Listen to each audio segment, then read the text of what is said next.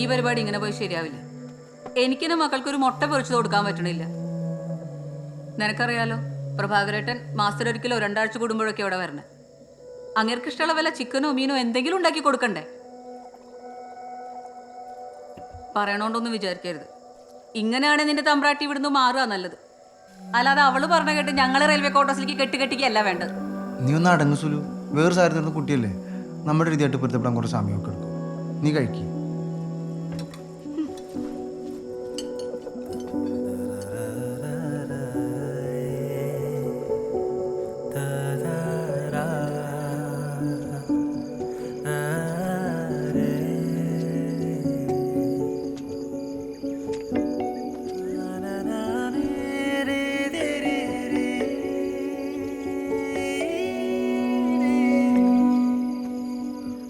എന്താണ്?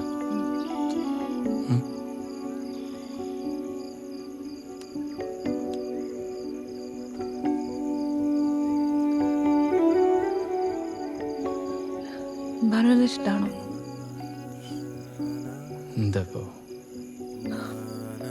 ഇവിടെ ചേച്ചിക്കും ചേട്ടനൊന്നും എന്നെ ഇഷ്ടപ്പെടുന്നില്ല. ഭാനുവിനെ ശരിക്കും ഇഷ്ടമാണോ? ഞാൻ നല്ലൊരു ഭാര്യയല്ലേ? നീ അടിപൊളിയല്ലേ? എടോ, അവർക്കൊക്കെ നിന്റെ ശീലങ്ങൾ മനസ്സിലാക്കാൻ സമയമെടുക്കും, അത്രേ ഉള്ളൂ. അല്ലാതെ നിന്നോട് എന്ത് ഇഷ്ടക്കുറവ്?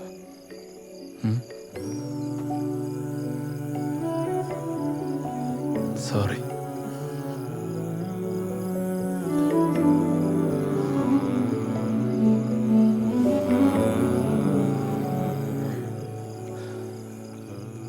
നമുക്കേ പെട്ടെന്ന് തന്നെ വീട് മാറാം. നമുക്ക് പതിയെ മാറിയാൽ മതി.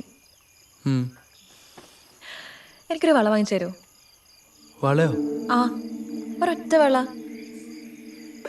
അതെന്താ ഇപ്പൊ പെട്ടെന്നൊരു വള? അതെന്താ, കാര്യങ്ങൾ ബോധ്യയില് ബാനർ വള മേടിച്ചിടാൻ പറ്റുന്നുണ്ടോ? അയ്യോ, തമ്പുരാട്ടി ആഗ്രഹിച്ച വള നാളെ തന്നെ കയ്യിലിട്ടരും പോരെ?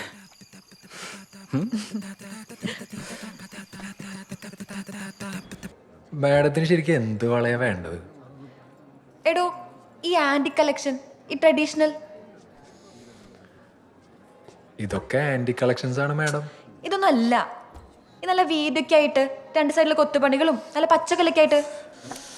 പച്ചക്കല്ല്. നിനക്ക് ശരിക്കും എന്താണ് വേണ്ടത് മോളെ? മാഡം ഇതൊന്ന് നോക്കൂ. ഇതൊന്നും അല്ല. ഇതിനെന്താണ് കുഴപ്പം? ഇത് ബാനു പറഞ്ഞ് മനസ്സിലാവില്ല. ഇതിനൊന്നൊരു തറവാടത്തില്ല. നീ അതല്ല ഇതല്ല എന്ന് പറഞ്ഞൊരു ചുക്കും നടക്കില്ലട്ടാ. നിനക്ക് വള തന്നെയാണോ ആവശ്യം, അതോ നിന്റെ തറവാടിത്തം മറ്റേ? ബാനു,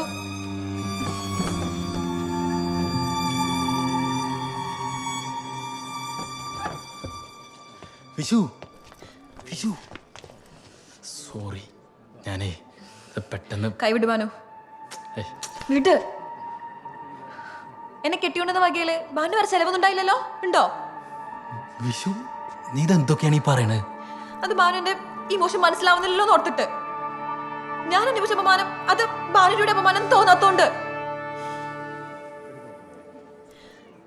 ഞാൻ കണ്ട വള ആക്ഷയ സെന്ററിലെ പീറപ്പണ്ടയിൽ ഇപ്പഴും ഇരിപ്പുണ്ട്.